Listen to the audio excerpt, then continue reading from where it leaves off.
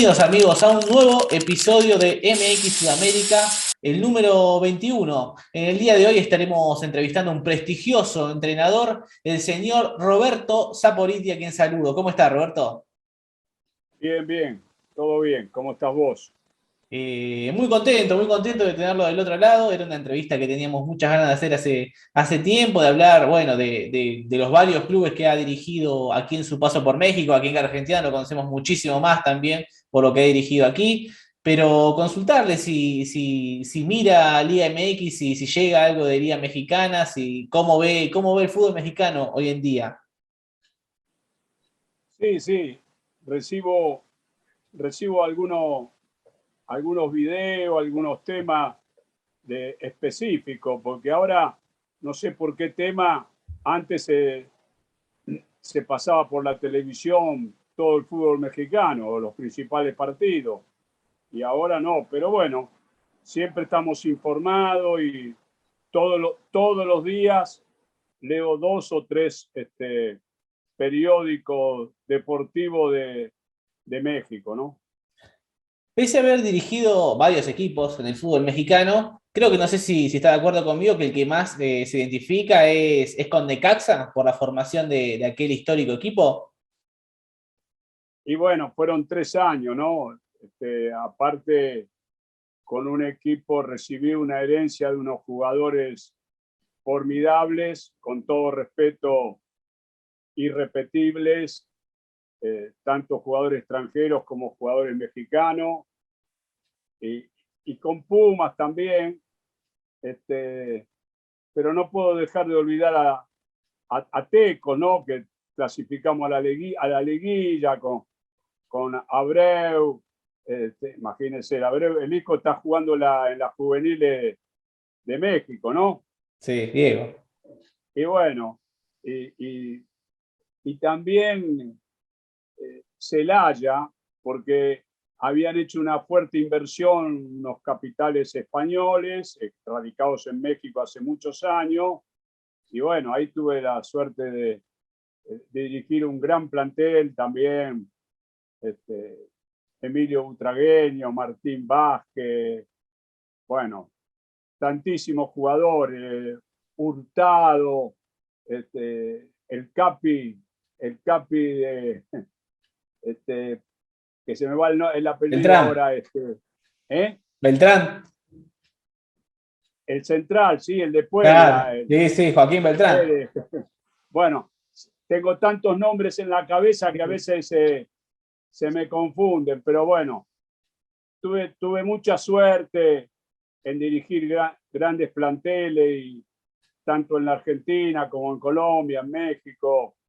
Este, Recibí herencias de enormes jugadores y siempre tuve también la inmensa chance de que excelentes personas, ¿no? Y me hicieron crecer, porque un técnico de la única forma que puede crecer es a través de un proyecto en la institución y lógicamente lo principal, crecer a través de los jugadores, ¿no? Me imagino que usted ya había recorrido muchos países en cuanto a haber trabajado en el fútbol, habrá visto de todo. Me acuerdo de ver entrevistas a usted cuando hablaba mucho de lo que era el fútbol holandés en una época. ¿Con qué se encontró cuando llegó a México como entrenador en lo que era organizativo en cuanto al fútbol? Quizás el paralelismo casi siempre lo hacemos con Argentina. ¿Cómo encontró de esta parte en el fútbol mexicano?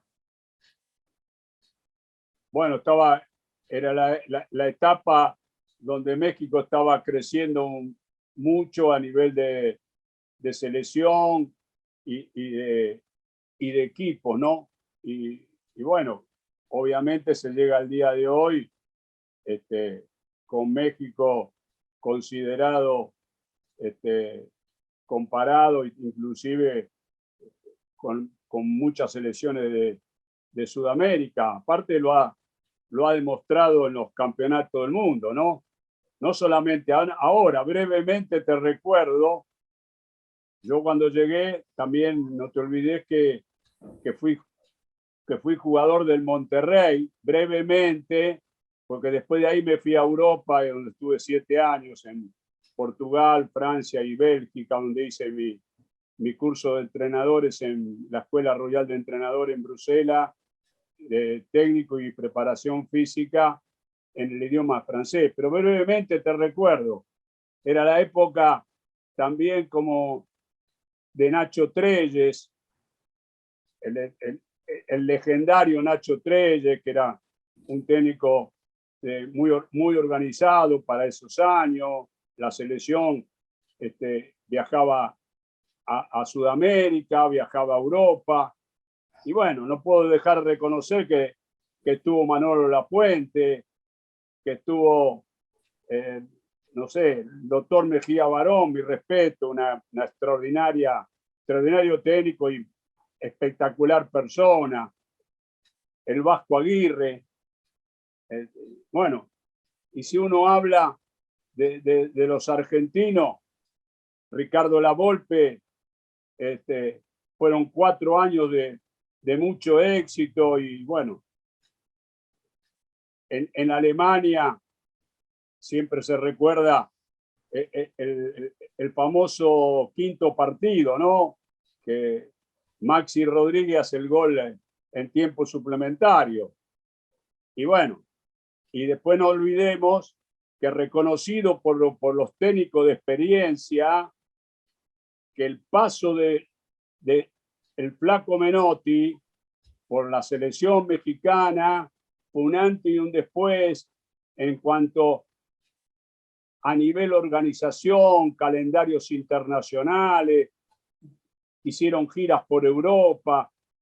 Y bueno, por esa circunstancia de la vida, el Flaco, después de un año de contrato, decidió de motus propio no seguir. Fue una verdadera lástima para el fútbol mexicano, pero que dejó una imagen muy buena, reconocida por todos estos técnicos que te estoy nombrando. Y ahora, bueno, está el Tata Martino, ¿no? Que como yo tuve la suerte de tenerlo como jugador en la selección juvenil argentina, que sudamericano, fuimos a jugar el trofeo Joao Avelange a México, que perdimos con México la final, eliminamos a Brasil, a España, y fue la única vez que Joao Avelange en la final fue en el Estadio Azteca.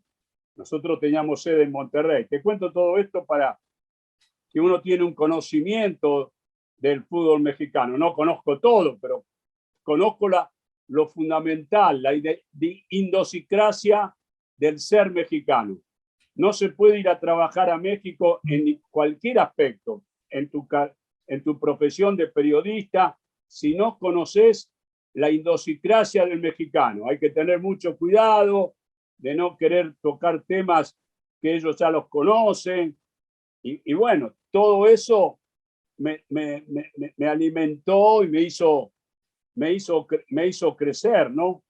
Y el Tata Martino, como te decía recién, inclusive fuimos al Mundial Juvenil, que yo llevé la selección, ya ahí no viajó el Flaco Menotti, viajé yo con todo el cuerpo técnico a Australia.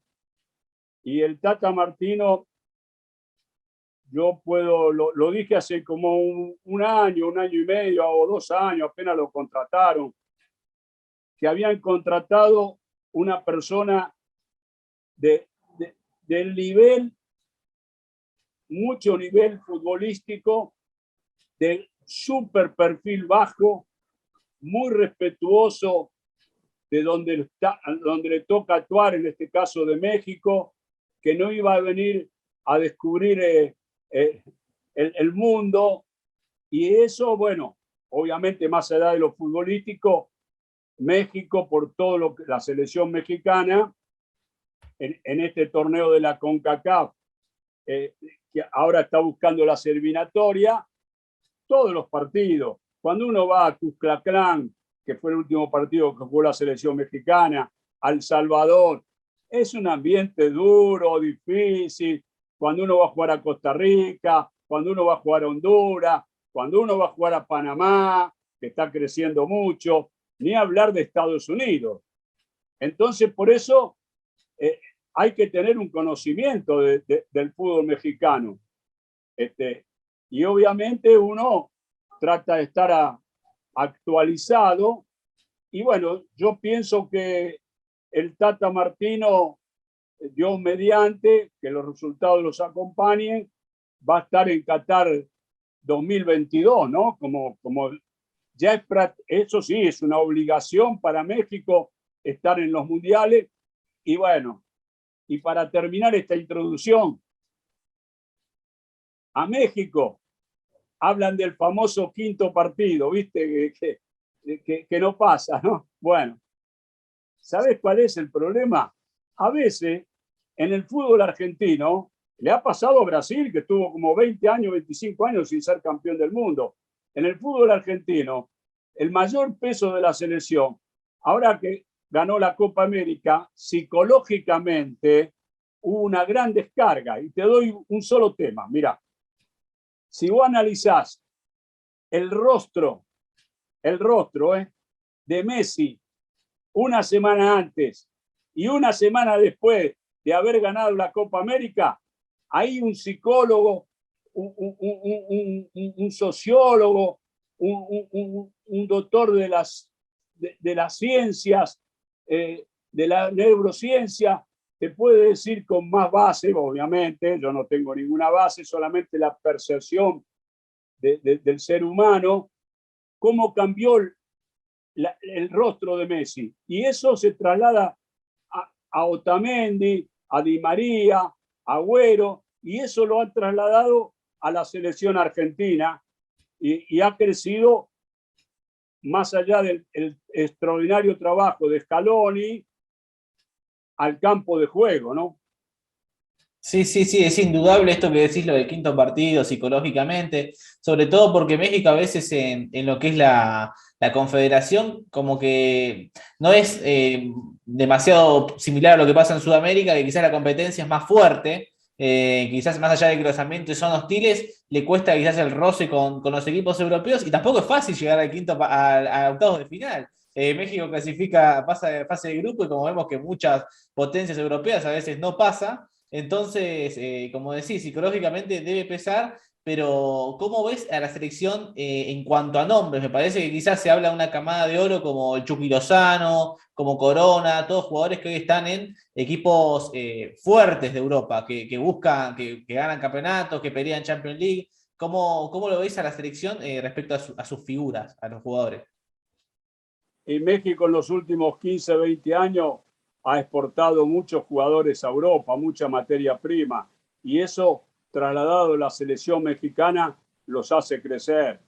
Después uno opinaba allá cuando llegué en 1991 a México, después de un tiempo dije que el gran desafío estaba para los técnicos mexicanos y extranjeros que van a México en crecer ellos y después hacer crecer a los jugadores, porque la materia prima del jugador mexicano es excelente. Lo que pasa es que hubo unos años de confusión, hace 30 años, 35 años, que lo querían hacer jugar como los europeos. Y los europeos tienen un sistema de vida ya en la vida privada, en la vida personal, de un periodista, de un empresario, de un jugador de fútbol, de otra manera. Y entonces esa era la confusión. Y lo querían hacer entrenar a los jugadores. Esto pasó en la Argentina también, ¿eh? Y pasó en Brasil. No quiero estigmatizar a México. Entonces, que creían que el problema era físico. Y México, el jugador mexicano, tiene muchas condiciones. Es ágil, es resistente, es inteligente, tiene muy excelente técnica y todo eso tiene que ser acompañado fuera del campo de juego por una cabeza interesante, como todos estos técnicos que te nombré que han dirigido en el fútbol mexicano.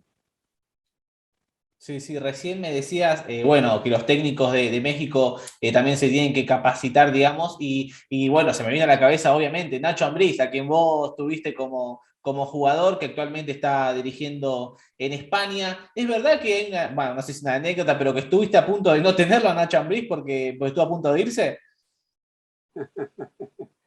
Sí, bueno, Necaxa estaba bajo el manejo de Televisa.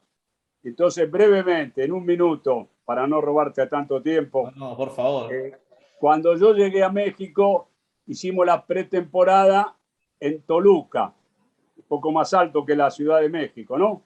Entonces, cuando volvemos de la concentración y bajo a la reunión, que siempre me han tratado con un respeto, le agradezco a todos los directivos que tuve en los 3 años del Necaxa, a los ejecutivos de Televisa, me han tratado con un respeto.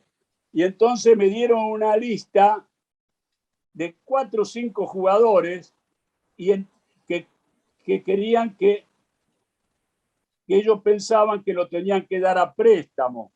Y Nacho Ambriz estaba entre esa lista porque me dijeron que lo habían prestado, creo que al León. El León no sé si estaba en segunda división. Y entonces a mí los ojos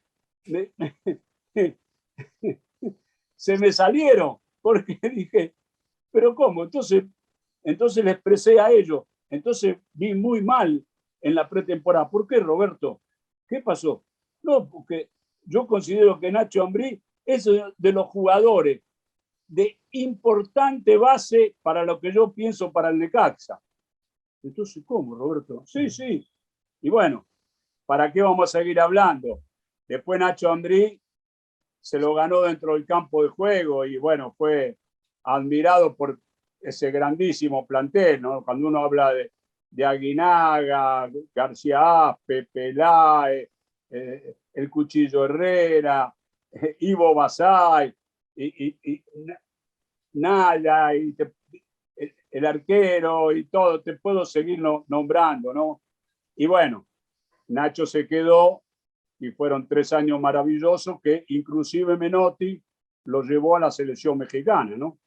Sí, sí, sí. La pegada de ese equipo. Recién nombraste, bueno, tres nombres. Nacho Ambriz que le pegaba fuertísimo y bien, obviamente, ¿no? También Aguinaga, García Aspe. ¿Te sorprendió lo de Aguinaga? Me parece que para lo que vemos videos al día de hoy y tratamos de ver partidos enteros, a mí se me hace a veces que era un jugador para equipo top de Europa incluso.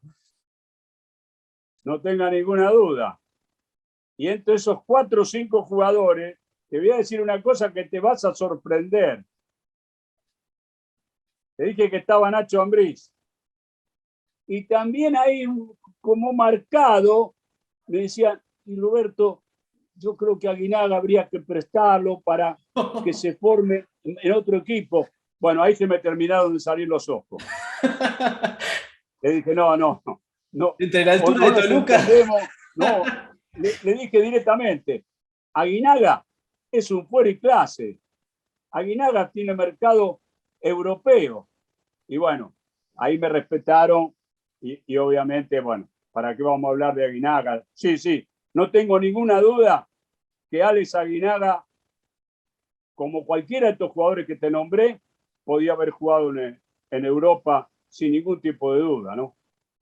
Sí, sí, sí, sí. Hace poco hablábamos también con Peláez, que incluso cruzaron mensajes, me acuerdo. Otro jugador que también dominaba el juego aéreo como pocos, lo hablamos con él también, y como pocos hemos visto en México. Era impresionante la cantidad de goles de cabeza y con la facilidad que le ganaba a los marcadores. Y bueno, obviamente la dupla con Ivo Basay, que también era de muchísima calidad, conformaba un equipo que no sé qué me podés decir, qué le faltó para salir campeón con vos como entrenador. ¿Qué crees que le faltó? Tener un mejor entrenador. No.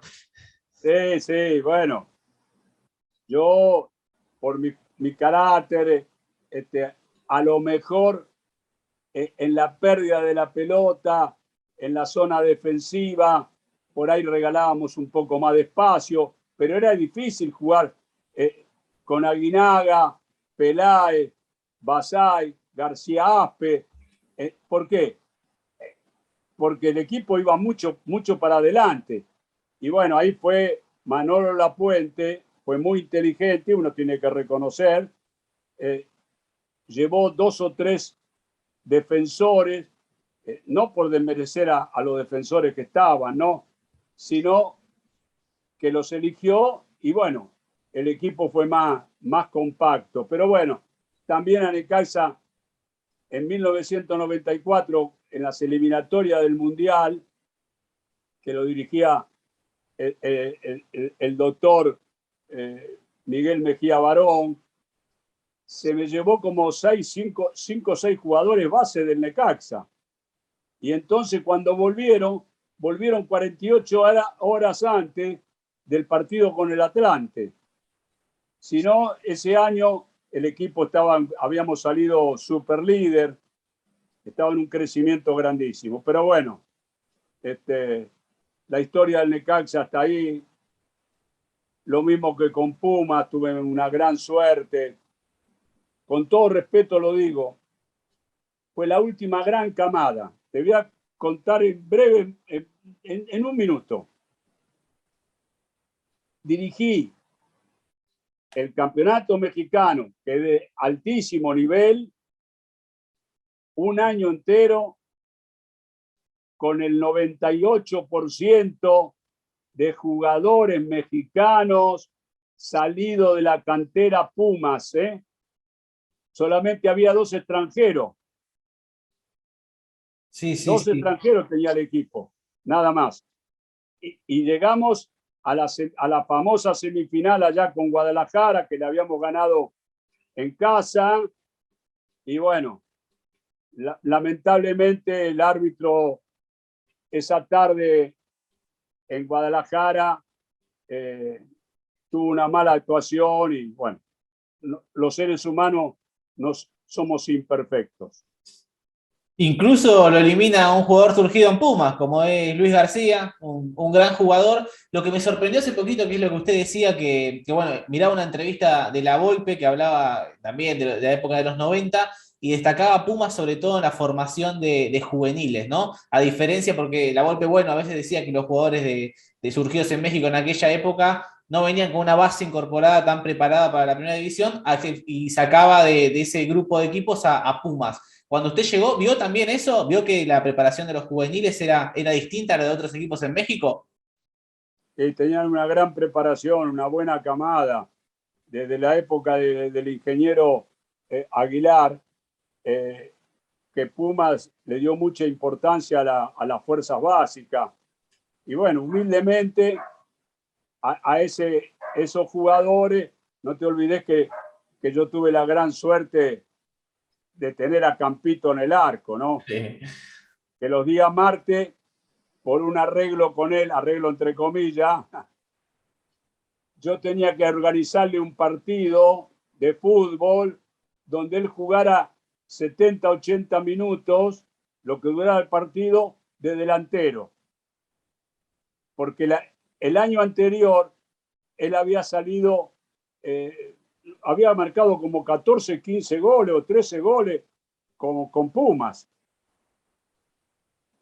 Sí, Bueno, sí, sí. entonces, si no me equivoco, con Pumas, sí, sí. Sí, sí, sí, Y bueno, y yo tuve la suerte de tener a Campito y eso le dio mucha jerarquía al equipo y a estos jóvenes jugadores lo que uno trató humildemente de darle seguridad y jugar en cualquier campo respetando el rival, pero respetándonos principios, nuestra idea del fútbol y tratar de imponerla, ¿no? En todos los campos de México.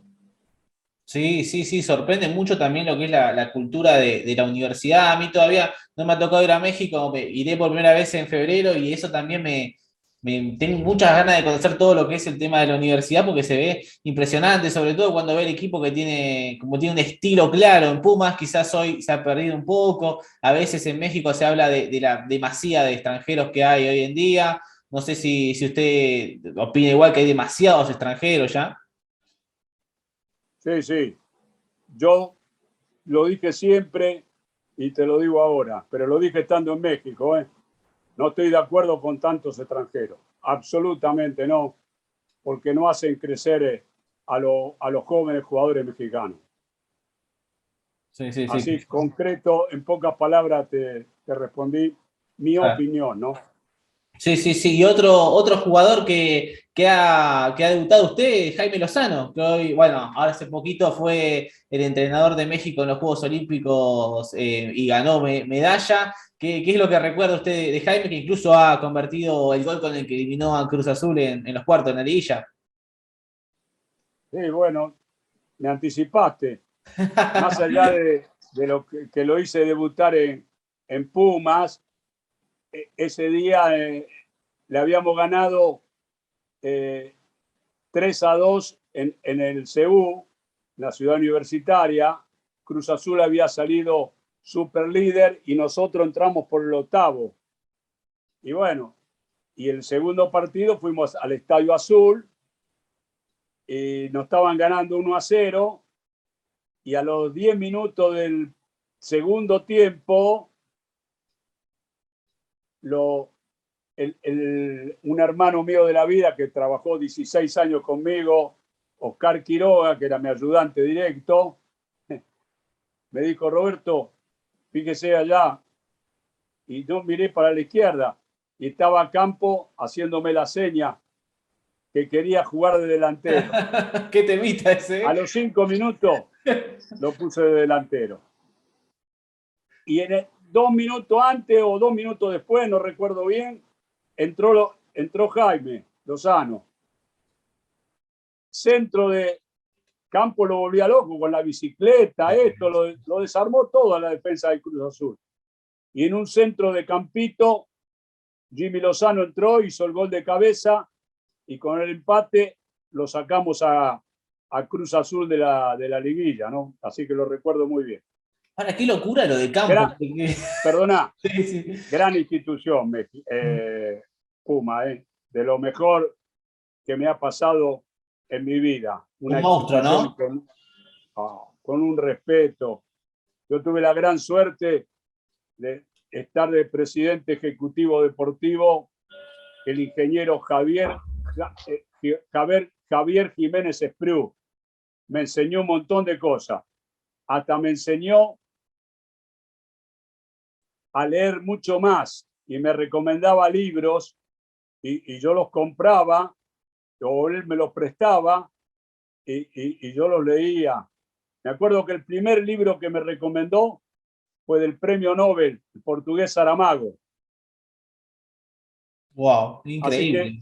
soy un agradecido a México, mi familia, porque vivimos 12 años, que no es poca cosa, maravilloso.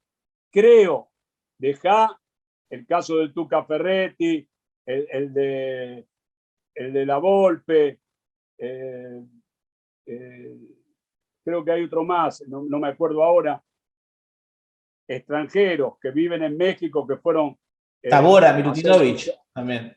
¿Cómo? Bora Milutinovic, el serbio. No, Bora Milutinovic, pero, pero de los extranjeros, toma nota, creo que uno de los pocos extranjeros que dirigió, no viviendo en México, 12 años, creo que estoy yo ahí, Sí, sí, sí. en punta.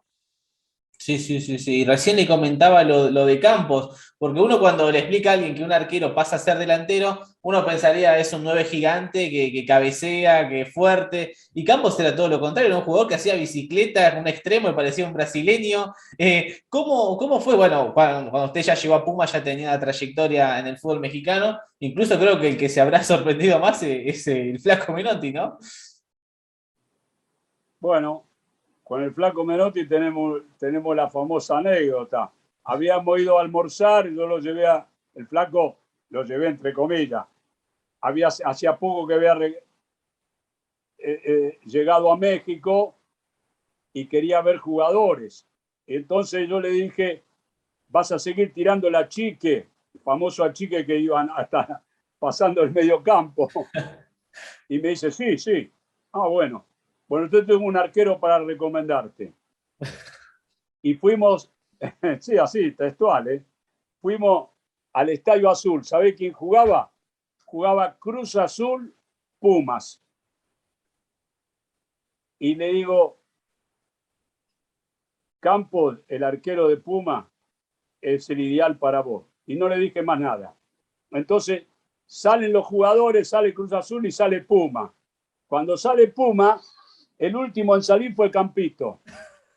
Cuando el flaco lo ve, chiquitito, con los pantalones largos, la polera multicolores, y entonces me giró así, el palco de la selección mexicana, ahí en el Cruz Azul.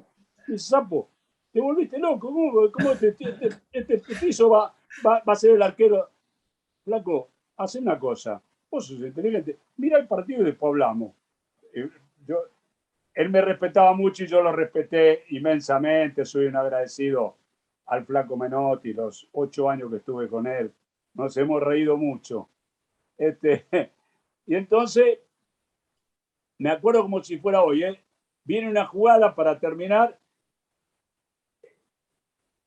se la da un lateral de Puma a Campito y lo va a apretar Hermosillo. Y la pelota venía en el aire y Campito le amagó así, la paró con el pecho, le hizo una amague y salió para el otro lado y se la entregó al lateral. Y el flaco me mira, me dice, no, este es un atrevido. No, pero aparte, ataja, flaco. Vas a ver los corre cómo sale. Y bueno, cuando lo vio, le dije, bueno, y ahí decidió incorporarlo a la selección. Obviamente no por lo que le dije yo, sino por lo que miró, se dio cuenta que estaba ante un jugador de una personalidad tremenda, ¿no? Sí, sí, sí, sí, qué locura. Y qué lástima también lo del Flaco, que hablábamos que duró muy poquito en la selección mexicana. Bueno, yo también he visto entrevistas del Flaco siendo entrenador de la selección de México, pero parece que todo fue por algo externo, ¿no? Yo era muy jovencito, casi ni lo vi todo posteriormente, pero fue algo externo la salida del Flaco que le podría haber dado más, bueno, quizás una mayor seguridad al proyecto que tenía México. Sí, sí, sí, como te dije antes, él tomó una decisión personal, cumplió el año de contrato, le quedaba otro año más o 2 más, y bueno, fue a hablar con las autoridades, se pusieron de acuerdo y regresó a la Argentina. Y respecto a lo de Celaya, quería tocar también, para ir finalizando y agradeciéndote el tiempo que nos estás dando. Butragueño, ¿cómo fue encontrarse con el buitre butragueño en Celaya? ¿Cómo fue cuando recibió la noticia de que iba a llegar Butragueño? Bueno, yo llegué a Celaya con Oscar Quiroga Sí. y, y Celaya tenía un plantel extraordinario y estaba en serio peligro de irse al descenso. Faltaban creo que 9, 10 partidos. Entonces hago la primera reunión en el centro del campo, converso con los jugadores, y le digo cuál es mi idea futbolística, esto, el otro, y le digo, ustedes me tienen que explicar a mí cómo con este plantel ustedes están peleando el descenso. Esto es lo que no entiendo. Tengo que descubrir este misterio rápidamente. Bueno, termina la charla y me estoy yendo con Quiroga. Con Oscar siempre se acuerda de esta anécdota. Y nos estamos caminando, empezaba el entrenamiento y escucho una palabra. 2 veces me dijo, mister. Me doy vuelta, era Emilio Butragueño. Me dice, ¿me permite, puedo hablar con usted? Y Emilio, ¿cómo nos va a poder hablar usted si es el capitán? Por favor. No, porque vio que usted tiene las ideas ofensivas. Sí, cuando tenemos la pelota, le digo, Emilio. Y entonces, no, cuando no la tenemos, usted y Luis Miguel Salvador o el Fantasma Figueroa, al que le toca jugar, son los primeros que tienen que participar en la recuperación de la pelota. Eso se lo dije hace 30 años, o 25, no me acuerdo bien ahora. Y Emilio abrió los ojos así. Y me dice, entonces, no, claro, porque cuando usted coopera el 5% con Luis Miguel Salvador, el Fantasma, Figueroa, un extraordinario goleador, bueno, chileno. Y entonces, el medio campo y la defensa tienen tiempo de acomodarse para presionar de nuevo y recuperar la pelota. Porque este equipo, Emilio, tiene gran riqueza técnica, pero hay que tenerla la pelota, y para tenerla hay que recuperarla. Ah, bueno, me dijo, mister. Bueno, encontré bueno, como jugador, ¿para qué vamos a hablar? Currículum, la famosa quinta del buitre en el Real Madrid, jugador legendario de la selección española, 4 veces campeón de Europa con el Real Madrid, una persona fuera y clase, como dicen en Italia, fuera y clase.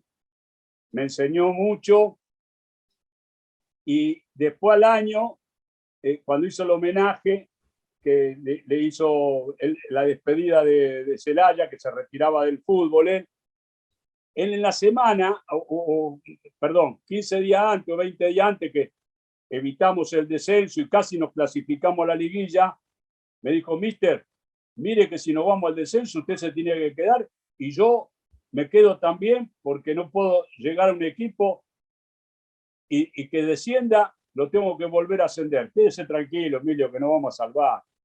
Y bueno, y en la fiesta de despedida, ahí me hizo hablar y bueno, obviamente dije pocas palabras porque Emilio Butragueño, Celaya y en México, todo el mundo lo conoció como persona, como ser humano, extraordinario. Y él siempre tuvo en la cabeza, en esos años cuando regresó, fue a Miami a hacer estudio de los toros de Miami en el béisbol, porque él después lo quería llevar todo eso al Real Madrid. Emilio, nivel universitario, un hombre de una gran cabeza, y bueno, hoy todavía es el jefe de Relaciones Internacionales del Real Madrid, ¿no? Me enseñó mucho, y él tenía siempre la ilusión de que yo fuera a Madrid a visitarlo, y él quería presentarme directivo, porque él decía, Roberto, usted tuvo 7 años como jugador en Europa, conoce la idiosincrasia del europeo, quería que yo entrenara allá, pero nunca fui, así que, bueno, en fin, cada uno es como es y así es la vida. Un verdadero visionario por lo que decía, y hablaba un poco también de lo que hablábamos previamente, de la calidad de extranjeros que llegaban a México en aquella década impresionante. Pero quería agradecerle por su tiempo, Roberto. La verdad que disfruté mucho personalmente esta entrevista. La verdad, hablar con una enciclopedia de fútbol. Así que muchísimas gracias por haber estado aquí en este episodio número 21 de MX Sudamérica. No, el agradecido soy yo. Fue un placer la charla futbolera. Y sí, decir una vez más en nombre de mi familia y en el mío propio, gracias México, lo llevamos en el corazón. Cómo nos han tratado, cómo han tratado a mis hijas en el colegio, tienen amigas que las conservan hoy en día. Cuando vamos a México tenemos varias casas donde poder estar, y un agradecido eterno a México porque me hicieron crecer mucho y la pasamos extraordinariamente bien, aprovechando la parte turística de México, que está entre los mejores del mundo. Así que agradecido yo y toda la suerte del mundo para el pueblo mexicano. Siempre digo que lo mejor de México es el pueblo. Esto no me cabe la menor duda. Así que gracias por la charla y agradecido eternamente. Abrazo. Chao, campeón. Así pasó Roberto Saporiti, el episodio número 21 de MX Sudamérica. Acuérdense de suscribirse, dejen su comentario y les mandamos un saludo. Hasta la próxima, amigos.